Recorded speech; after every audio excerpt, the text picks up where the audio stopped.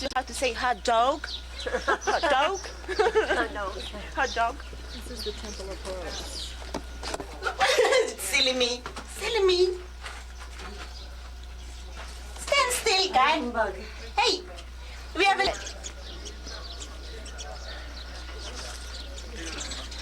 Those scarabs, they crunch just like a roach when you step on them. Yes. I got some nice big ones. Gross. Yeah, big ones. Yeah. You ride them. Yes. Saddle 'em. Put a saddle on. So, this is the Temple of Edfu. You get in the shape. I can roast. I'm used to it. So, this is the Temple of Edfu. We know by now that each temple was dedicated to a god. So, in Egypt, once there were 42 temples in the 42 provinces, and each temple was dedicated to a god. The god should have a wife and a son, so triads in each temple. The triad of this area was God Horus, the Avenger. Yesterday at Komombo, we saw Horus the Elder, who was the good doctor whose name was Heruris.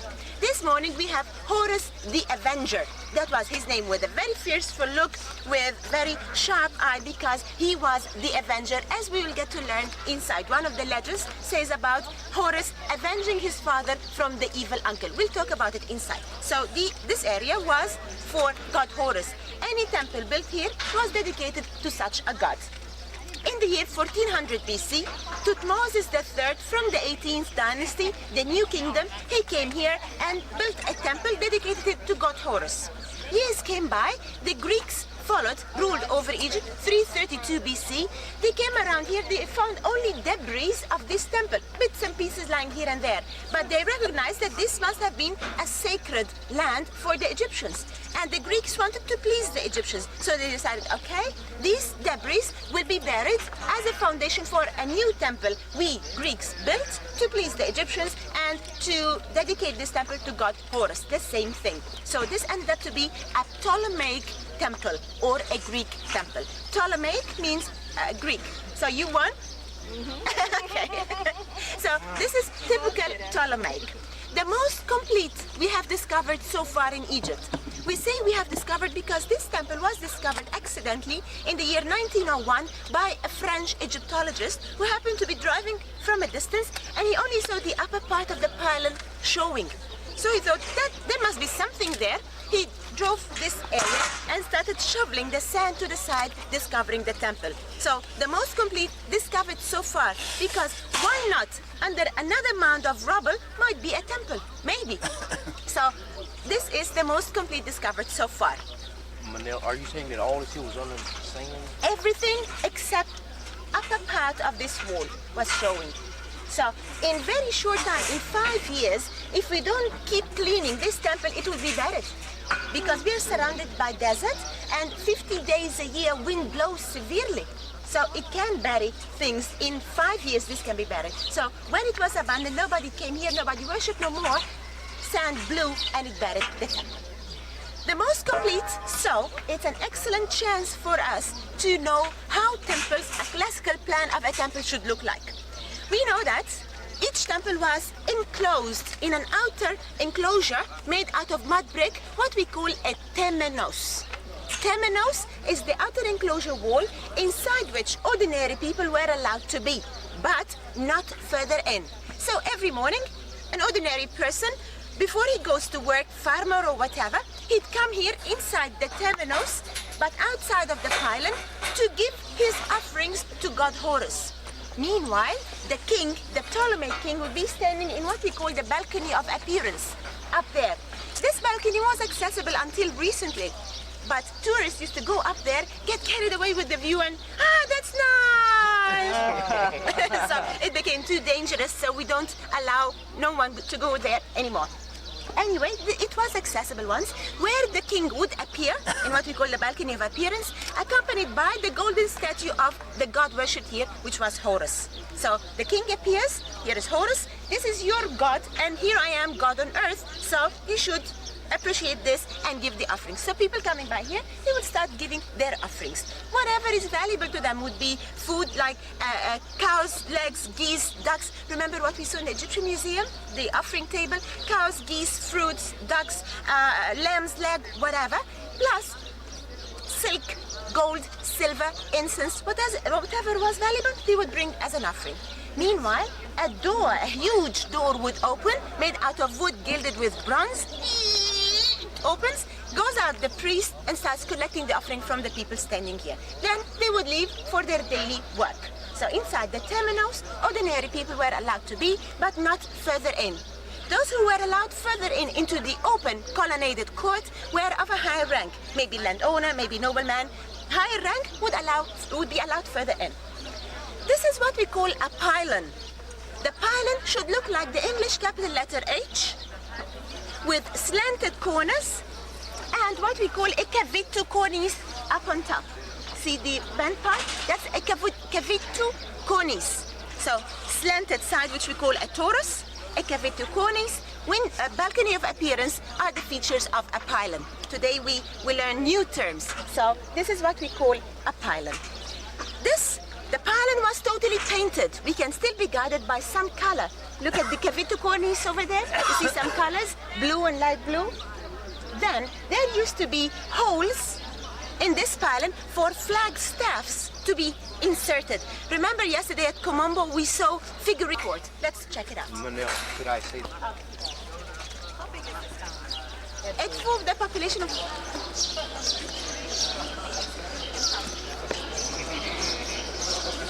Amen. To an open colonnaded court. That is a classic plan of a temple. We know that this temple has been added to successively by different Ptolemaic kings. And whomever added whatever, wherever, he wanted to make sure that his addition is very clear. So, you look at the corner over there, and you can tell that originally that was the entrance to the temple once, until this Ptolemaic king was succeeded by another who enlarged the temple and added an open colonnaded court. So the addition is made clear that I added this part. He who added this part was succeeded by another who built a pylon over there. So you see, the additions do not mingle together or submerge together. No, it is clear that this has been added later and that is later and so on. But can we clearly say which Ptolemaic king? No, beats us. Because if you look at the column and you look at the cartouches, they are blank. So we cannot tell which Ptolemaic king in particular, but definitely we can tell Ptolemaic. How? Make my day. Curvaceousness and exactly composite capitals. Thank you. So the two features of the being Ptolemaic is curvaceous outlines in the reliefs. We can tell very curvaceous with the spare tire and love handles over there. You see Horus is very round. Spare tire habit. So curvaceousness plus composite capitals. Look at the columns of the capitals and a little bit of everything. Palm, lotus, papyrus, scrolls of papyrus, scrolls and bundles of bricks and so on. So that's the No, because we would know from the name of the king. The name of the king is blank, so we'd never know. But at least from 332 BC till 31 BC. That's the Ptolemaic era when they kept adding to each other. Further in, we have Philopator and Philadelphos, two names of two Ptolemaic kings who ruled. So we see their cartouches written. So, an open colonnade court, and in this floor in particular, this is newly paved. We found underneath slabs that date back to 1400 BC, Thutmose III. With limestone and painting and the cartouche of the king, meaning that this was a sacred spot even earlier than when the Greeks came here. So 1400 BC, Thutmose III had a temple here, which the Greeks later buried under this court and they built their temple. We wouldn't have ever known unless we started paving this part and finding the slabs underneath. What did they do with the slab? While we're standing in the passageway, I like to show you how the ground rises Oh yeah. and the ceiling comes down. Plus, Plus, you notice that it gets dimmer and dimmer as we approach the Holy of the Holies. That was their idea. You're stepping into the mysterious, sacred spot of the temple, the darkest. So the ground rises, the ceiling comes down, and it gets darker and darker. So supposedly, when God Horus is in the Holy of the Holies inside, spreading his blessings towards the people, there would be a priest burning incense, so the smoke would go towards the light. And it is the most mysterious, holy spot of the temple inside. That's why they lift the ground and lower the ceiling, and they make it the darkest. How would they make it darkest? You see here in the hypostyle hall, we have half a screen. Then here we have a full wall and slits in the roof. So the second hypostyle hall is darker. We step further in, the number of the slits are less, so it gets darker, more dark.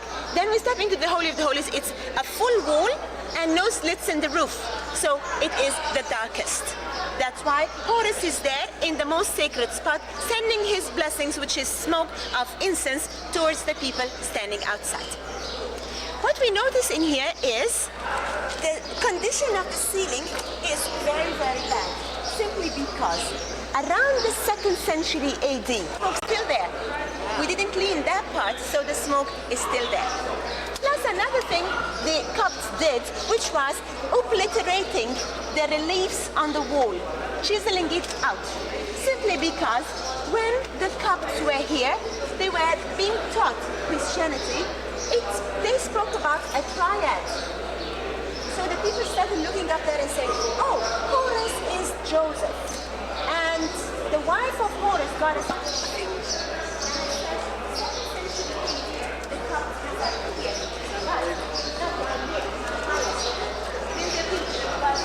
the slits on the roof gather the rays of the sun on a very well bronzed, very well polished bronze sheet, or an aluminum foil like this, or any white cloth would do the magic. Any white teaching young people priesthood, teaching them the language, teaching them the art of mummification, and so on. And at the same time, there were festives or feasts or special occasions held in these temples. One of which is what we call the celebration of a new year. What was that? In the middle month of the inundation season, which used to be July, August, and September, in August, the priest would come here, gather the furniture of the temple, and take an eastern staircase to the roof, where they would place everything and they would reside from sunrise till sunset. After that, they would take a western staircase, and here they are, the priest. No Greek priest? You have the furniture of the temple. So they would come from the western staircase down, place the furniture and the statues where they are. The concept is they have revitalized the strength and the power of the statues and the furniture of the temple from the rays of the sun. So everything would radiate blessings for the rest of the year. This is what they call the celebration of the new year. Going up, stay on the roof, come down from the west. There is a temple. Goddess, the goddess of love, joy, tenderness, intoxication, and music. Hathor had a temple of her own at Dandara, further down. Once a year, the priest of goddess Hathor would leave her temple carrying a boat that had a sedan and the golden statue of Hathor coming down the river. At the same time, the priest of Edfu would carry a boat and a sedan and a statue of god Horus. The husband would go out and meet his wife, Horus and Hathor. They would meet halfway down the river. The husband would escort his wife to this temple where she would stay for a second honeymoon. That was another celebration called the good reunion of the husband and the wife. Horus would go out, meet Hathor, bring her here, stay for a month, then she would leave. Or occasionally referred to as the Naos. The Naos is the most sacred spot in any temple. It's meant to be like the bedroom of the god. To be allowed in here, you're either the king, or if the king is busy fighting somewhere, the high priest would take over. And in most of the cases, the high priest was one of the sons of the king, he who is supposed to succeed the father to the throne. So the Naos, or the Holy of the Holies, is the most sacred spot. The king was allowed in here, or the high priest instead. what took place in here? The king would come, as we see drawn on the wall. We don't imagine things, it's all written in here. Here is the king, the Ptolemaic king, Philadelphos was his name. He is in this place. How do we know? How do we know that? No sandals. So he is on sacred, on sacred ground. They had to take their sandals off. So he took his sandals off. Then he's knocking at the door that existed here. You see the hinges? So there was a door here. He'd knock at the door, and inside is Horus. So he was granted permission to step in. So with handles, he'd open the door and step in and introduce himself. He would say, I am such and such a Ptolemaic king. I'd like to come in here and make obeisance. I'd like to come and give the offerings of my people. So Horus said, okay, you can do that. So the second stage would be the Ptolemaic king would start burning incense. You see an incense ring is here? And he would start pouring sacred drink. See, the holy water is referred to as zigzag. Then, here is the altar over which was put the royal boat of Horus. Inside the boat was a sedan where the golden statue of Horus would be put. In front of which would be an offering table where the king would place all the offerings for the day. At the end of the day, the valuable treasures will go where? Offering.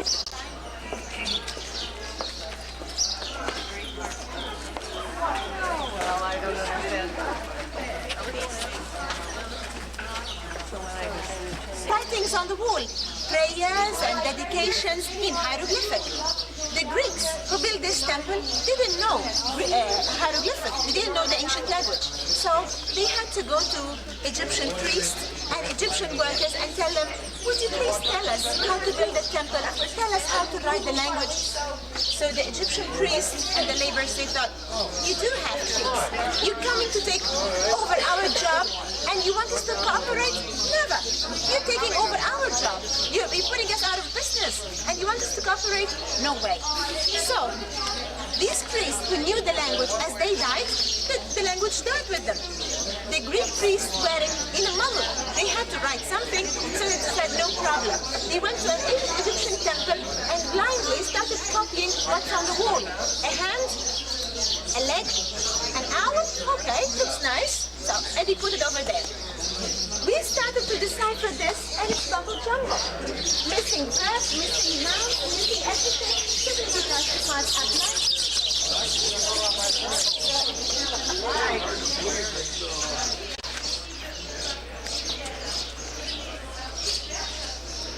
Over bed.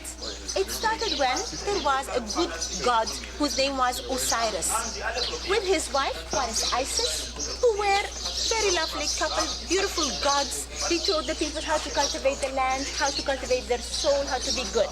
So Isis and Osiris, husband and wife, loved by everyone. Osiris had an evil brother whose name was Seth, S-E-T-H. Seth was really bad. People hated Seth. Seth decided, if I kill my brother, the people will have no choice but to love me. So I should plot to get rid of this Osiris, this brother of mine.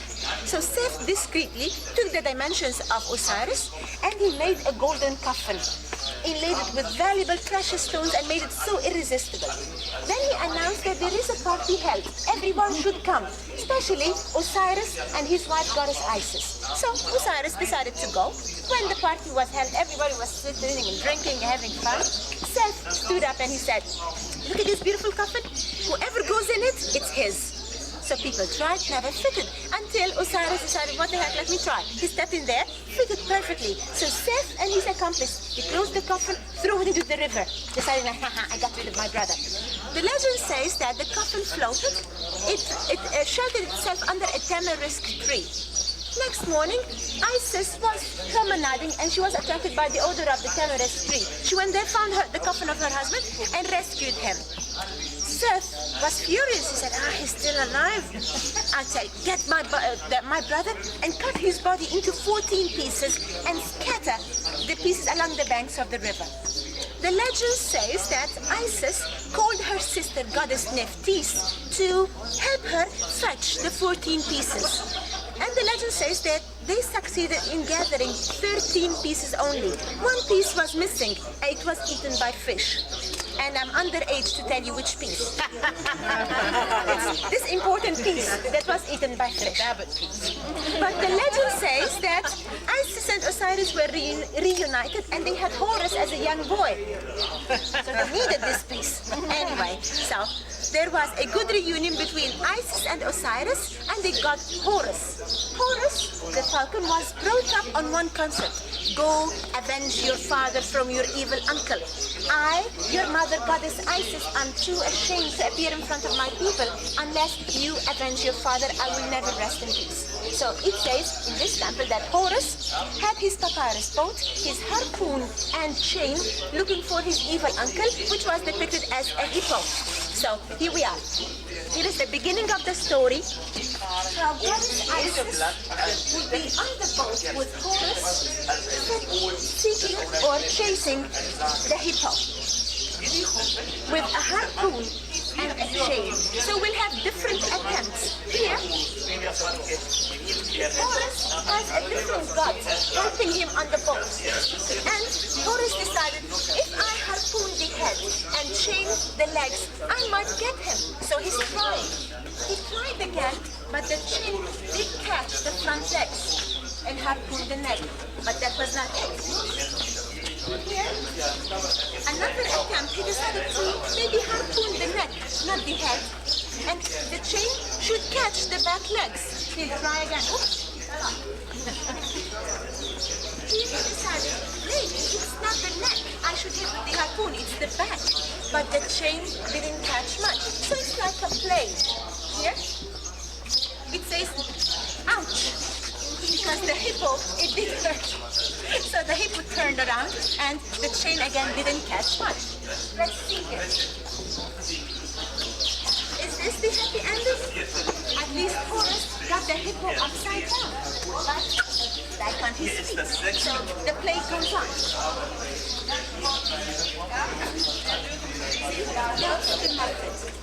Hit the back. Chain the back legs and pull the chain. He got him upside down.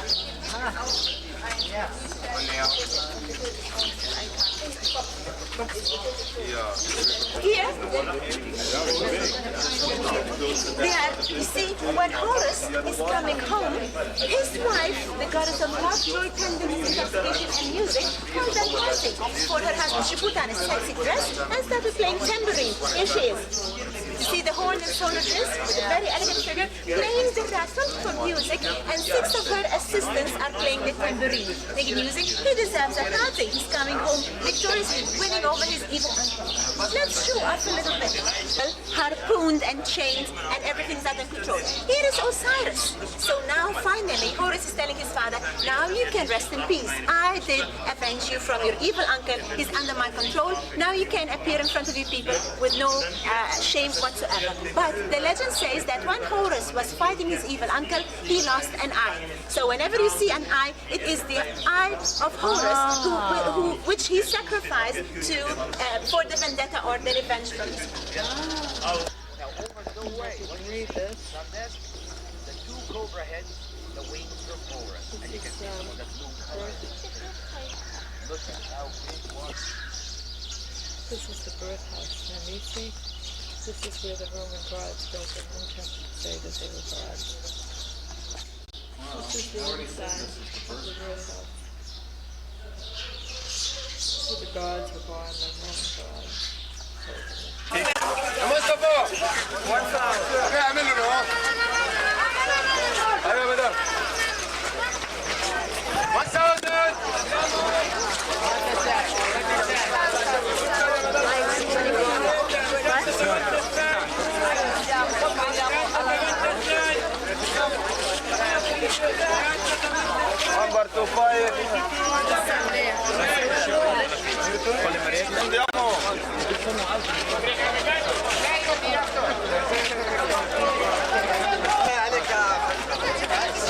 Just stay with the price and watch.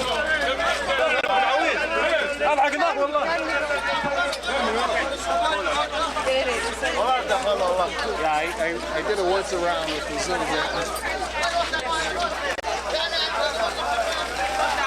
كان فتو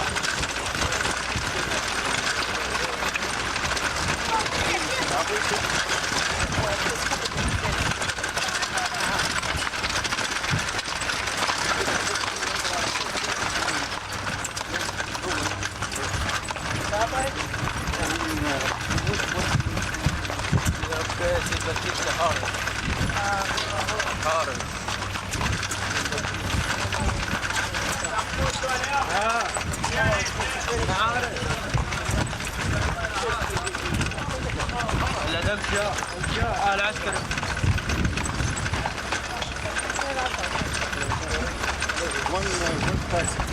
one of it.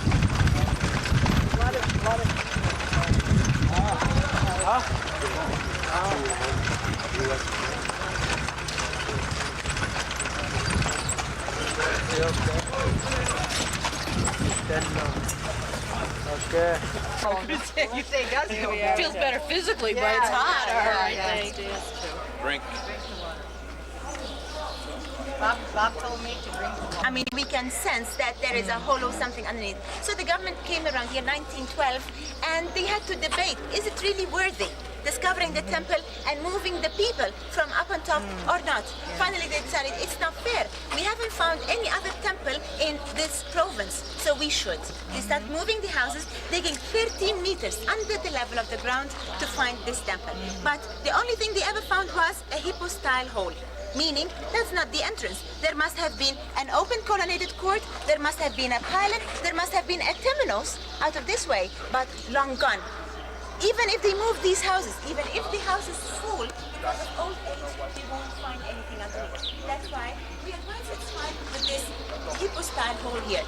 But the tragedy is, it's so much under the level of the ground, so much exposed to the water of the river, and exposed to the minerals and the salt.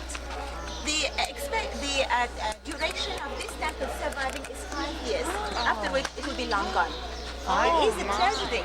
Unless they come here, cut it, dry it, reconstruct it on a higher plateau, it will be long gone.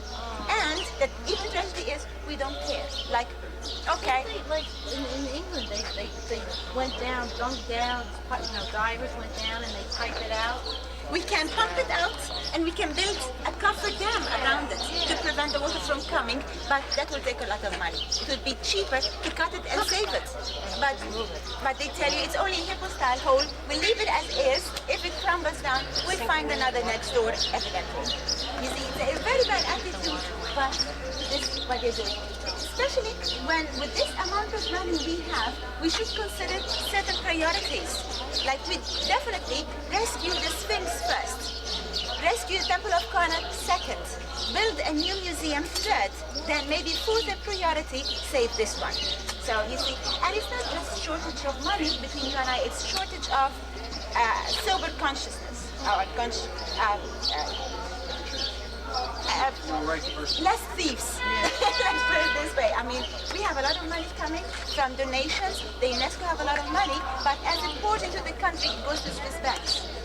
You know, so this adds to the calamity we have on these temples. Anyway, this is the picture of the river, and these are the minerals. When this temple was discovered, 1912, the capitals are one of a kind. This is a Greco-Roman temple. The capitals and the colors of the capitals inside we don't ever see again in any other temple in Egypt. So it is unique and it's worthy rescuing, but again, who am I to say otherwise? Anyway, this temple was dedicated to god Khnum, K-H-N-U-M, the ram-headed god, the shaper of mankind on a pottery wheel. So we understand by now, each province has a deity. Each deity is in charge of something. Like at Komombo, it was Heruris and Sobek, two gods, healers. At Edfu, we had Horus, the Avenger. Here we have Khnum, the shaper of mankind on the pottery wheel. Here he is. Here is Khnum over there. You see the ram-headed god over there. And this is the pottery wheel. You see a wheel on which the young Roman emperor will be shaped by god Khnum. That had a political effect on the people. Any Egyptians coming to this temple and looking, they said, he's a Roman king, what is he doing ruling over us? But they would look over there and see their own god, god Khnum, shaping this Roman emperor on the pottery wheel, and they say, okay, he's not really totally a foreigner, he's being shaped by our god, so he's okay, let him rule. So for political reasons, the Greeks and the Romans did such a thing, depicting themselves being shaped by god Khnum, the Egyptian god. So no one would politically kick them out of the country. So this is the facade we have here of the hippo-style hole. Colors are still on the other side very nice. Yes? Are you going to stay here? Now, Are you going to stay here? highly concentrated salt. Minerals. Not so. The water of the river is sweet, but has minerals. I got you. And because it's stagnant, the minerals accumulate. I see. So it's not coming up from the ocean. No, no. So you see, here is canoe. You see the horns of the ram. Shaping the young Roman emperor. Signs of youth would be a thumb in the mouth and a side lock of hair. So the young Roman emperor, curvaceous with the belly and everything. So as a young boy, shaped on the pottery wheel. Then, encrowned by two local goddesses, one with the white crown and the other goddess with the red crown. They are both encrowning the Roman emperor and giving him two symbols to rule over Upper and Lower Egypt. You see the lotus and the papyrus plant with Upper and Lower Egypt symbol, and the two cobras, one wears the white crown, one wears the red crown. So as if here the message is, now you are being shaped by the God Khnum, the shaper of mankind, and you are allowed to rule over Upper and Lower Egypt. So again, for political reasons, the Romans did such a thing. So people would stand here and say, okay, he's okay, he can rule over us. Colors are one of a kind. You see the typical cornice and the columns we see. When found, totally stuffed with sand, and the people were living on top. Oh yes, but I mean, people could sense that there is something underneath still, even though they were living up, because the houses at that time were just adobes. So they could sense that there is something underneath. So when they spread the news, they came here and discovered it was covered with sand. Most things when they find them, they're full of sand. Sand, exactly, Outside with and dirt. So, in this Hippo-style hole, we see a thing that we didn't see before. We'll see two chambers survived we haven't seen in any other temple. One is right behind you, and there was another opposite. These antechambers, one served as a laboratory, and the other served as a library. This one is the lab. So you see as registers over there, you see God Khnum is sitting, the ram had a god. In front of him is an offering table with certain jars where perfume was put, where certain ointments were put. So in such a lab, they used to prepare such a perfume, such makeup to ornate or decorate the statue of God Khnum whenever it will be carried in the balcony of appearance outside. So this is a lab. You see the Roman emperor is over there burning incense and the offering table with all the ointment jars given to God Khnum in there. On the opposite side, we had the similar antechamber where shelves existed, where scrolls of papyrus were found saying the story or the history of this temple. And if you recall, these scrolls of papyrus are now in the Egyptian Museum. We saw them on the wall as we were going up to the Treasures of King Tut. So a lab and a library always existed in the Hippo-style hall, but this is the only surviving example we have. Is this water on the... It's up on top, over the capital. Oh yeah. Now, you ask a local guide, what are those? He tell you, I know what those are. Each and every temple, the alignment of the Holy of the Holies to the river should be like this. Here is the river, here is the Holy of the Holies. It should be running like this. This temple in particular, the Holy of the Holies, happened to be running parallel to the river rather than perpendicular. So there had to be an artificial canal dug linking the river to the Holy of the Holies, which came down to here. You see this mark here? So that's the local bit in here. He would tell you that, oh, there used to be frogs in here. Some of them jumped on top and they got stoned. This is one of the local stories. But we do understand frogs are here because they were the third member in the triad worshipped here at Espa. What's outside?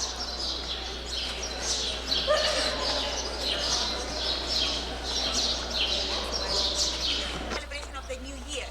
How they go to the roof and put the furniture to have it revitalized from the rays of the sun, then come down through the western case. So here are traces of the steps that existed here.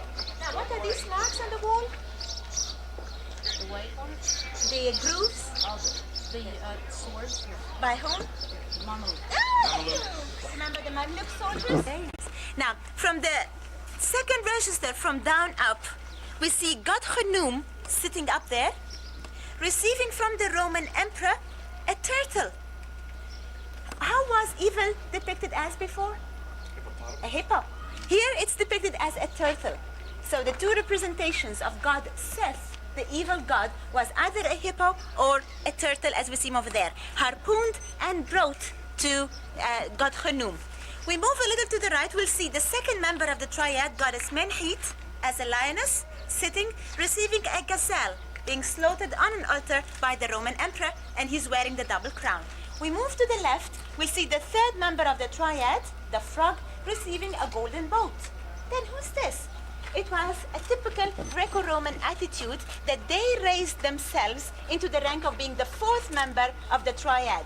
They deified themselves. So here is the Roman emperor himself within the same level as the gods, giving to he himself, the emperor is depicted twice as a fourth member of the triad and as a king giving to himself a golden necklace.